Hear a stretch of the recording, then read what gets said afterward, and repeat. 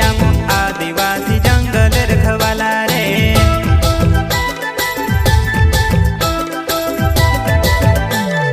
चल जंगल जमीन काज पूजे रे आदिवासी दुनिया ने रखवाला रे। बाप देव खतरी काज पूजे रे आदिवासी सबसे निराला